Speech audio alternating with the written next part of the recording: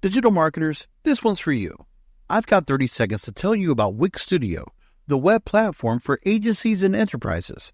So here are a few things you can do in 30 seconds or less when you manage products on Wix Studio. Work in sync with your team on one canvas. Reuse templates, widgets, and sections across sites. Create a client kit for seamless handovers. And leverage best-in-class SEO defaults across all your Wix sites. Time's up, but the list keeps going. Step into Wix Studio to see more.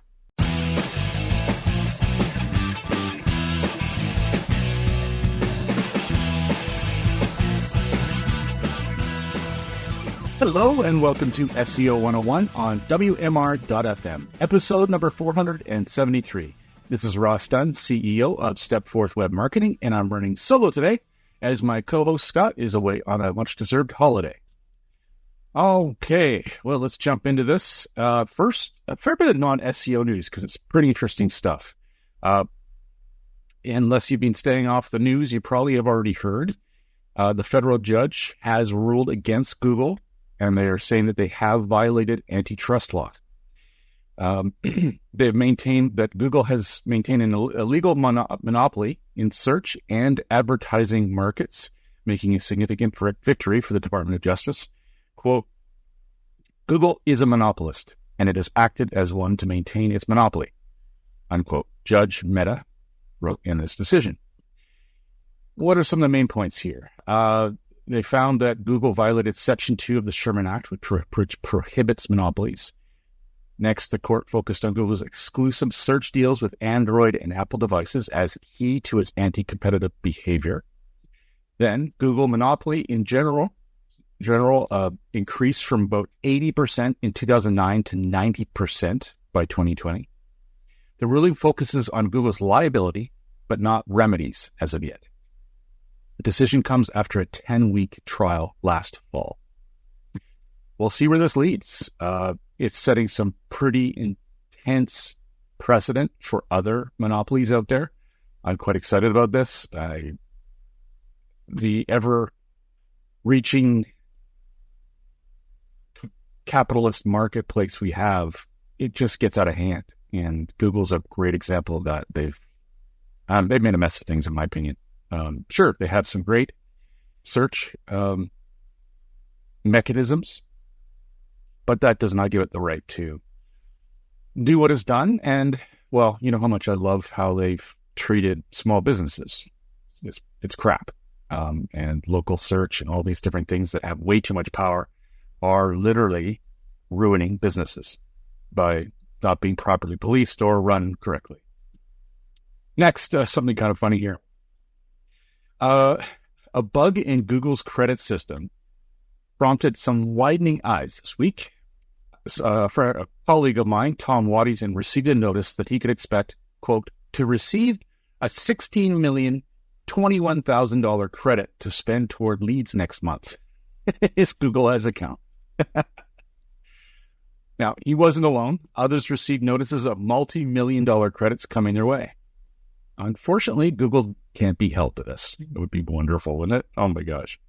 He would have been a happy camper, although not like he could cash out. But anyway, after Google was made aware of the bug, Tom saw his credit reduced to a less exciting $1,602.10. Anyway, wow. I can't imagine that the person who made that mistake was having a good day. All right, let's jump into SEO news.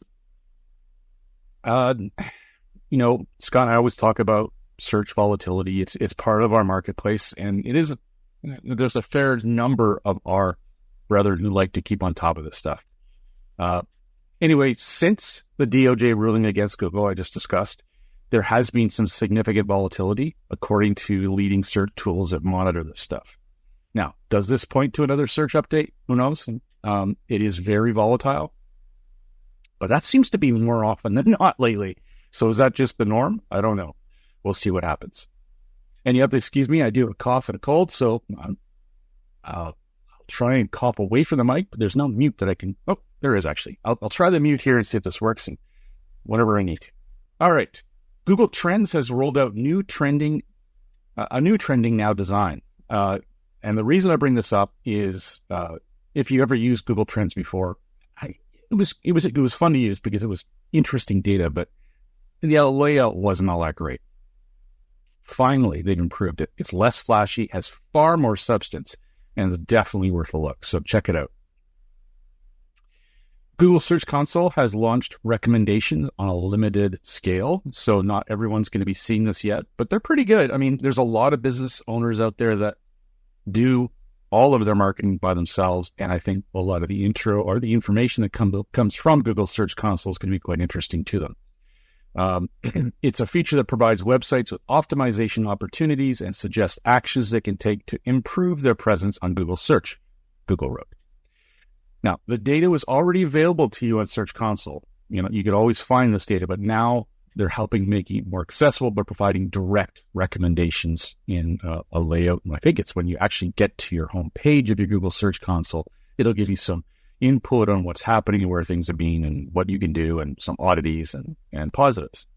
Really good stuff. This is interesting. So in the latest Search Off the Record podcast, Gary Eish noted that a particular pet peeve. Now, this pet peeve I know my pet peeves all the time, but this one surprised SEOs. According to Gary, their support documents are incorrect by stating that Googlebot is, quote, following links, unquote, during crawling. Instead, Google actually collects the links and returns to them later. This is a very different way of looking at things. I assumed, all of us did, as far as I know, that they followed these links immediately and just sort of went where they took them and so on. This is a significant difference from our general understanding. Now, this doesn't mean it negates any of the SEO past practices we've been doing over the years, but it does put things in a slightly new light. I don't know if this is going to make any impact on what we're doing, but or plans in the future. But I love any insight into how their crawler works. This is Googlebot, so keep that in mind. And when they crawl, all they're doing is they're looking for information, grabbing it, and deciding if it's worth. And then later on, they have decisions on whether or not they're going to index that and actually add it to their index. There's a whole list of things they go through to determine whether or not you're actually going to rank. We did talk about that in an earlier episode. There's a lot of great information online about that you can look at if you want to know exactly how Google works. It's quite interesting. Some local SEO news. The Google Business Profile call data has gone missing from the performance report. Now, this is probably fixed by the time you've heard this, but if it isn't, or perhaps you're a little shocked and you reached out to Google and they didn't get a reply, this is not something that's going to be consistent. It is a bug. Now, this is the call tab that shows how many people have clicked on your phone number and call. This isn't the call tracking information or call, I forget what the words they exactly used when they announced that they were going to shut down an aspect of tracking or aspect of the Google Business Profile, but I believe it was the call tracking. So that part is going. And that is actually gone as of July 31st. But this part won't be going anywhere. It's just a bug it's going to be fixed very soon, if not already. Some AI news. This is about Reddit. Reddit is exploring the implementation of AI-powered search. Who cares, right? Well, Reddit is a lot in the news these days. It's grown significantly. The amount of data it has for AI is significant. And that's why Google paid $60 million just to be able to crawl that data and use it. And now Reddit is blocking all the other search engines. Anyway, they want to this is a quote from the CEO, Steve Huppen. Later this year, we will begin testing new search results powered by AI to summarize and recommend content, unquote. He's hoping this will help users find information on products, shows, and games, and discover new communities. They've had 54% year-over-year growth and greater user counts. They haven't shared this, but they are growing, and this could be interesting. that kind of search mechanism, I wouldn't be surprised if they chose to use Google to power that search. But then again, if they're using AI, maybe it's going to be a lot cheaper for them to just do it themselves using another system. I don't know what's going to happen there. Maybe, in fact, it would be a great opportunity, perhaps, and I wouldn't be surprised if OpenAI has reached out to them, but Search GPT is cutting edge. And I would imagine this would be a big win for OpenAI if they could get that system to appear on Reddit. So we'll see what happens here. As AI in search builds, these little wins are going to add up to big wins. So whoever gets the AI search contract, I guess, or whatever that powers Reddit is going to get some extra exposure there. And the benefit, obviously, of being able to index all that content. Logically, right now, Google would be the best fit, but we'll see what happens. All right, let's take a quick break. When we get back, we're going to talk about OpenAI and how it's scrapping its watermarking plans. Thank goodness. SEO 101 will be back right after recess. Welcome back to SEO 101 on WMR.FM, hosted by myself, Ross Dunn, CEO of Stepforth Web Marketing. OpenAI has been looking at adding a watermark to anything created with ChatGPT. Now, this isn't a visual watermark. It was going to be, let me just explain it to them as they had said it. Quote, OpenAI's text watermarking system is designed to subtly alter word prediction patterns in AI-generated text, promising near-perfect accuracy, unquote. Now, the near-perfect accuracy is for identification that this was created using AI. Apparently, according to some internal documents cited by the Wall Street Journal, 99.9 this actual watermarking system made it 99.9% identifiable. That's content created by ChatGPT. Pretty significant. Unfortunately, no big surprise, ChatGPT users, about 30% were fully against such watermarking, so OpenAI chose to abandon this path, at least for now. They are, however, revealing more. They're looking to other methods. Who knows what's going to happen here? Really, there's nothing known at this time about particular methods they're looking at, or very little from what I read. They've revealed, I should also mention that they've also revealed that there is a way to easily circumvent this by using another AI model for rewording what was already done.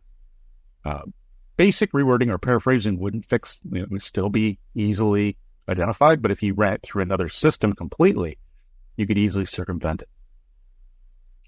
So that would have just been another feature that AI systems had to add. A lot of SEO AI systems would have had to add to get around it. Anyway, it's interesting to see what's going on there. We've talked in the past about AI and, having ways to indicate to Google and different search engines what content has been created by AI, images that you want to note that were AI, etc. Which is a nice dovetail into the next bit here. Instagram pissed off a lot of people. What they did, and Meta implemented this, whenever they ran across an image that had even a hint of AI alteration, they put a sticker on it saying, made with AI. Now, this pissed off a lot of photographers, and I can personally attest that would piss me off too. I am an amateur photographer myself. And the reason is, when we're doing editing on images, we're using AI simply because it's made our life easier. Now, we just might want to take a bird that was in the background that was completely annoying or blurry, or a piece of fluff on someone's face, or whatever it is, and we wanted to use the AI tool just to go remove. And it was a generative remove system. It doesn't matter if 99.9% of the picture is original. They would still post made with AI.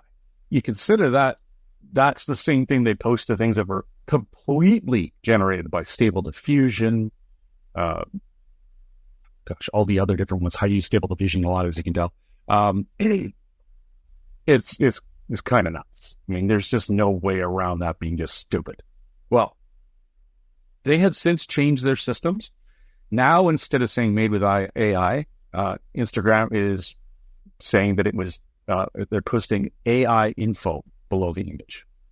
Now, this is still not good. It does indicate that AI could have been the sole reason that the image was created, or sole way, or sole manner.